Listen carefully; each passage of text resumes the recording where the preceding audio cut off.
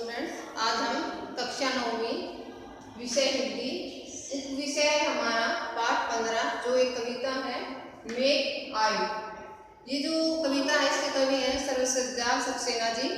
इन्होंने इस कविता में जब जैसे अब बारिश का मौसम है, बादल बढ़ आते हैं, यानी यहाँ पर कवि ने जब सावन के महीने बारिश के मौसम में जब बादल बन ठन कर आते हैं तो उनका मानवीकरण किया है बादलों का। इस कविता में कवि ने बादल यानी मेघ है जो उनका मानवीकरण किया है। कैसे कि जैसे गांव में शहर से कोई मेहमान यानी कोई दामाद आता है और उसका किस प्रकार से स्वागत किया जाता है, उसको देखने के लिए कौन क्या क्या काम करता है, गांव का माहौल कैसा होता है, तो ये सारा का सारा कवि ने इस कविता में बताया है। यानी मेघ है जो उनका मानवीकरण किया गया है एक मेहमान के रूप में।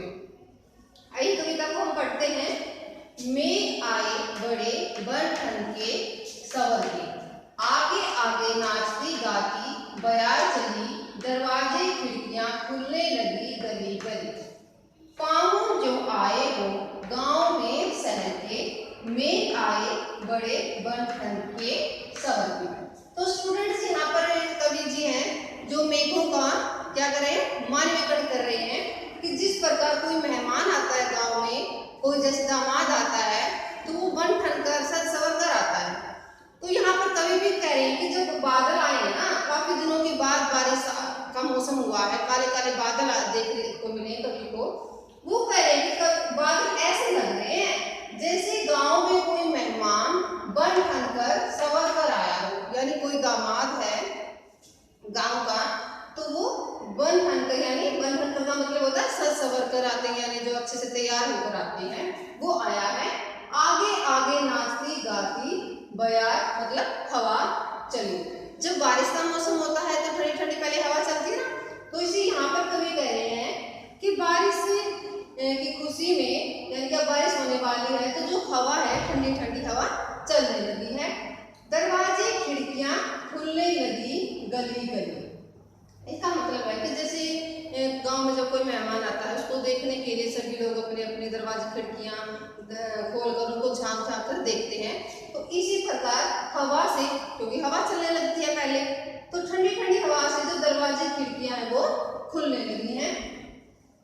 पाहुन जो, पाहुन का मतलब क्या होता है, मेहमान। आपने पर्यायवाची शब्द में पढ़ा होगा कि मेहमान के पर्यायवाची शब्द बताइए। तो पाहुन मेहमान जो आए हो गांव में शहर के। यहाँ पर ऐसा लगता है कि जैसे हवा ठंडी ठंडी हवा चलने लगी है और गांव के जो लोग खिड़कियां दरवाजे खोल खोल कर गांव में आए लोग मेहमान को देखने लगे हैं। तो यहाँ पर ऐसे लग रहा है जैसे गांव में कोई शहर से मेहमान आया हो और उसको सभी लोग झांक झांक कर देख रहे हैं। मेघ आए बड़े बन ठन के सवर के, बादल बड़े ही सज सवर कर बन ठन कर गांव में पधारे हैं।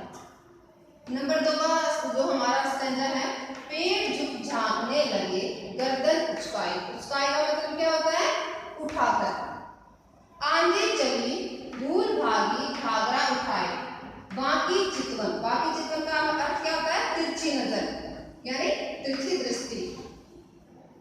उठा नदी खिड़की घूंघट सके, मेघ आए बड़े बन ठन के सवर। यहाँ पर कवि कह रहे हैं कि जब जैसे गांव में मेहमान आता है और सभी लोग झांक कर झुक कर सभी देखते हैं, तो गांव के जो पेड़ हैं, पेड़ कैसे लग रहे हैं कि जैसे वो झांक झांक कर और अपनी गर्दन को उठा उठा कर बादलों को देख रहे हैं।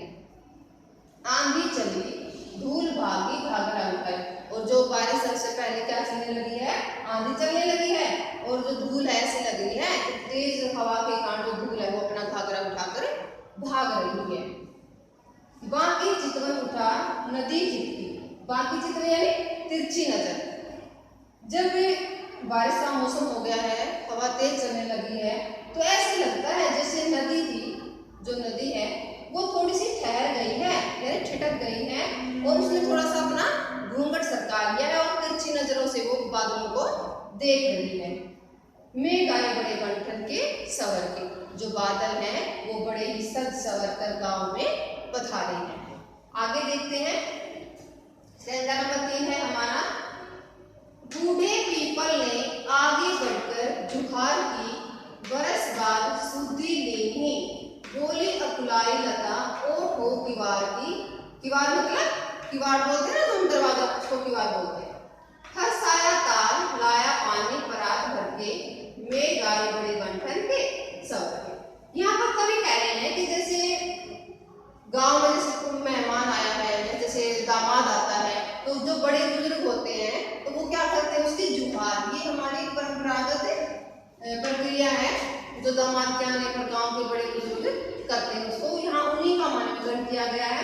तो जैसे ऐसा लग रहा है जैसे जो बूढ़ा पीपल का पेड़ है वो आगे बढ़कर और दामाद की जुहार करने के लिए आया। बरस बाद सुधि लेनी, बोली अकुलाई लता ओठ हो किवाड़ की। यहाँ पर लता यानी जो बेल है वो बादलों से उल्हाना देती हुई कहती है कि, और क्या कहाँ पर है वो, दरवाजे के पीछे से, दरवाजे से पीछे से वो छिपकर बादलों को उल्हाना दे रही है कि बरस बाद आप तो 1 साल बाद लौटे हैं, यानी कि आपने 1 साल के बाद में हमारी याद आई है, 1 साल के बाद आप हमारे गांव में आए हो। हरसाया ताल लाया पानी परात भर के। जो तालाब है, हरसाया मतलब खुशी के कारण, जो तालाब है वो खुशी के कारण पानी से परात भरकर लाया है। कैसे? इसलिए दामाद के यानी बादलों के पैर धुलाने के लिए, ऐसा लग रहा है। मैं गाय बड़े बंठन के सबर के, जो बादल है बड़े सज धज कर गाँव में पधारे हैं। क्षितिज अटारी गहराई दामिनी दमी। दामिनी मतलब बिजली। यहाँ पर ऐसा लग रहा है जैसे क्षितिज की अटारी का जो वातावरण है, क्षितिज की अटारी पर बादल घिराए हैं और क्या हो गए हैं, आकाश में बिजली चमकने लगी है। क्षमा करो गांठ खुल गई अब भरम की। जैसे वो लता की उल्हाना दे रही थी अपने, कह सकते हैं हम प्रिय को, यानी कि वो जैसे बाहर थे 1 साल के बाद लौटे हैं, जैसे वो कहती है, वैसे ही यहाँ पर लता कह रही है कि आप मुझे क्षमा करो, अब मेरा भ्रम खुल गया है, यानी मुझे कुछ भ्रम था कि आप नहीं आओगे, लेकिन आप आ गए हो, और अब जो मेरा भ्रम था कि आप नहीं आओगे वो दूर हो गया है, यानी कि अब बारिश आ गई है। बांध टूटा इस झरझर मिलन के असुर धरती, क्योंकि जो लता थी यानी जो कवियत्री थी, प्रिय थी उसकी, तो वो कह रही है कि अब जो मेरा भ्रम था वो तो दूर हो गया है, और यानी अब जो धरती, इसको कह रही है यहाँ पे प्रिय धरती, और जो बादल हैं उनका अब मिलन हो गया, यानी धरती पर बारिश हो गई है। और लता और जो दामाद का यानी जो मेहमान का यहाँ पर मानकीकरण किया गया था, उनका भी मिलन हो गया है। खुशी के मारे उनके आंसू टपकने लगे हैं, यानी कि धरती पर बारिश हो गई है। मेघ आए बड़े बंठन के सवर के। गांव में यानी अब धरती पर बादल जो बड़े सज धज कर अब वो पधारे, यानी अब धरती पर उन्होंने बारिश कर दी है। तो स्टूडेंट्स, ये हमारी जो कविता है मेघ आए, ये आपने अपने बुक में से अच्छे से पढ़नी है। इस वीडियो को आपने अच्छे से देखना है और इसको समझना है। Thank you students.